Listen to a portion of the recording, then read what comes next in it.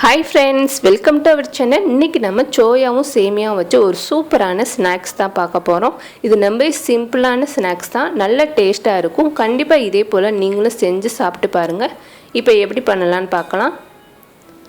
இதுக்கு நான் ஒரு 100 கிராம் சோயா எடுத்துர்க்கேன். இத நல்லா வாஷ் பண்ணிட்டு எடுத்து வச்சிருக்கேன். இது கூட நல்ல ஹாட்டான வாட்டர் கொதிக்க வச்சு தண்ணி சேர்த்துக்கலாம். தண்ணி தேவையான அளவுக்கு சேர்த்துட்டு நல்லா மிக்ஸ் பண்ணிட்டு இத ஊற வைக்க போறோம். இப்போ தேவையான அளவுக்கு தண்ணி சேர்த்தாச்சு. இத நல்லா மிக்ஸ் பண்ணிட்டு ஒரு 15 நிமிஷம் அப்படி வச்சிருங்க. நல்லா ஊறிரும். இப்போ ஒரு 15 நிமிஷம் கழிச்சு நம்ம எப்படி இருக்குன்னு பார்க்கலாம். இப்போ பாத்தீங்கன்னா நல்லா ஊறி இருக்கு. இதை சுத்தமா தண்ணி இல்லாம நல்லா புளிஞ்சு எடுத்துக்கோங்க. சோயால வந்து தண்ணியே இருக்க கூடாது. இதே மாதிரி எல்லாத்தையும் புளிஞ்சு எடுத்து ரெடி பண்ணியாச்சு. எந்த ஒரு தண்ணி இல்லாம நல்லா சுத்தமா ட்ரையா இருக்கு. இது கூட ஃப்ரெஷ்ஷான தயிர் ஒரு 1/2 கப் அளவுக்கு நல்லா மிக்ஸில போட்டு blend பண்ணிட்டு சேர்த்துக்கோங்க. இப்போ தயிர் சேர்த்ததுக்கு அப்புறமா 1 டீஸ்பூன் அளவுக்கு தனி மிளகாய் தூள் சேர்த்துக்கலாம். இது கூட 1/2 டீஸ்பூன் அளவுக்கு கரம் மசாலா தூள் சேர்த்துக்கோங்க. 1/2 டீஸ்பூன் சோம்பு தூள் சேர்த்துக்கலாம். இப்போ சோம்பு தூள் சேர்த்ததுக்கு அப்புறமா 1/2 டீஸ்பூன் அளவுக்கு மிளகு தூள் சேர்த்துக்கலாம். இன்னைக்கு நம்ம காரத்துக்கு மிளகாய் தூள் மிளகு தூள் ரெண்டுமே சேர்த்திருக்கோம். உங்களுக்கு காரம் பார்த்துட்டு மிளகாய் தூளை அதிகப்படுத்திக்கோங்க.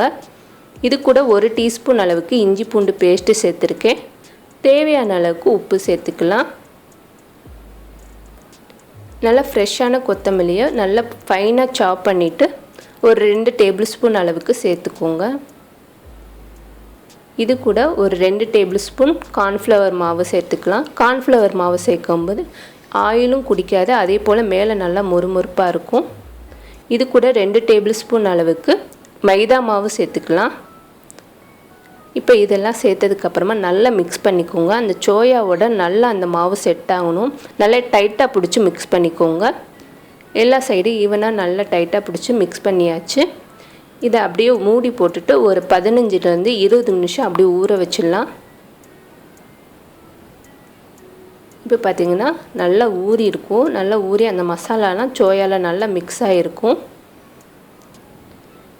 இப்போ ஊற வச்சதுக்கப்புறமா இதுக்கு மேலே கோட்டிங்க்கு இன்றைக்கி நம்ம சேமியா எடுத்து வச்சுருக்கோம். சேமியாவை நல்லா பொடிசாக நுணுக்கி எடுத்து வச்சுருக்கேன். நம்மளுக்கு சோயாவில் வந்து நல்லா கரெக்டாக ஒட்டி இருக்கணும். அதனால் நல்லா பொடிசாக நுணுக்கி எடுத்து வச்சுக்கோங்க. தேவையான அளவுக்கு சேமியா எடுத்துக்கலாம். இது கூட நம்ம கலந்து வச்சிருந்த சோயா போட்டு நல்லா பரட்டிக்கோங்க. நம்ம மைதா மாவு சேர்த்துருக்கனால சேமியாவில் அதில் நல்லா ஒட்டிடும். இதே மாதிரி எல்லாத்தையும் நம்ம ரெடி பண்ணி தனியாக தட்டில் வச்சுக்கலாம். இப்போ எல்லாத்தையும் ரெடி பண்ணி எடுத்து வச்சாச்சு. நம்மளுக்கு ஆயிலில் போகிறதுக்கு கொஞ்சம் ஈஸியாக இருக்கும். இப்போ நம்ம தேவையான அளவுக்கு ஆயில் சேர்த்து நல்லா ஹீட் பண்ணியாச்சு. மீடியமாகவே ஹீட் பண்ணிக்கோங்க. மீடியமாக ஹீட் ஆனதுக்கப்புறமா அடுப்பை சிம்மில் வச்சுட்டு நம்ம எல்லா சோயாவும் சேர்த்துக்கலாம். நம்ம அதிகமாக ஹீட் பண்ணும்போது மேலே வந்து சேமியா கருகிரும். உள்ளே வந்து நம்மளுக்கு மசாலாலாம் அந்த அளவுக்கு வெந்திருக்காது. அதனால் மீடியமாக ஹீட் பண்ணிவிட்டு நம்ம பொரிக்கும்போது எல்லா சைடுமே ஈவனாக நம்மளுக்கு வெந்திருக்கும். நல்லா ஒரு கோல்டன் கலர் வர வரைக்கும் பொரித்து எடுத்துக்கலாம். இப்போ நல்லா ஒரு கோல்டன் கலர் வந்துருச்சு. சூப்பராக நம்மளோட ஸ்நாக்ஸ் ரெடி ஆயிடுச்சு. இதே மாதிரி எல்லாத்தையும் நம்ம பொரித்து எடுத்துக்கலாம். இது கூட க்ரீன் சட்னி வச்சு சாப்பிட்லாம், சாஸ் தொட்டு சாப்பிட்லாம். நல்லா டேஸ்ட்டாக இருக்கும்.